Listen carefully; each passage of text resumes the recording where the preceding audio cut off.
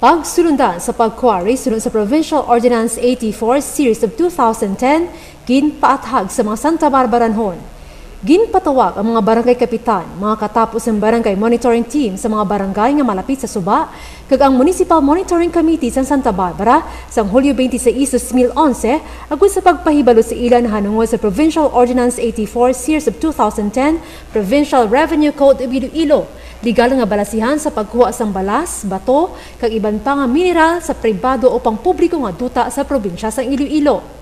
Suno kay Municipal Environment and Natural Resources Officer Remia Capistrano, sa Santa Barbara wala gid sa may ginhatagan sang permiso ang Kapitolyo sa pagkuha sang balas kag bato sa atong suba. Kaya gani kita nga kung pwede magtingob sila kag magkuha sang permit kag para mangin legal ang aton pag quarry sa aton mga suba. Ningin tinapit nga bisita sa Edna Lago, Assessment Clerk 3 kag Lamberto Marin Jr., Licensing Officer 2 sa Mines Division sa Provincial Environment and Natural Resources Office sa Iloilo.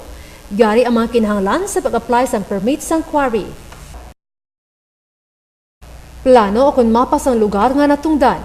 Work program ang permado sa mining engineer o kung geologist.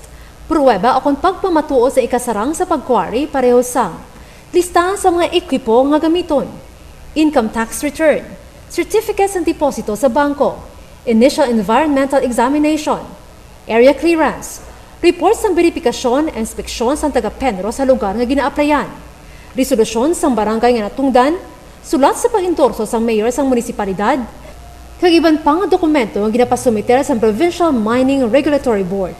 Pagsulundan sa pag-quarry sunod sa Provincial Ordinance 84 Series of 2010, ginpaathag sa mga Santa Barbaranhon. Upod kay June Matiling, Zoila Cordero, ILU, Santa Barbara.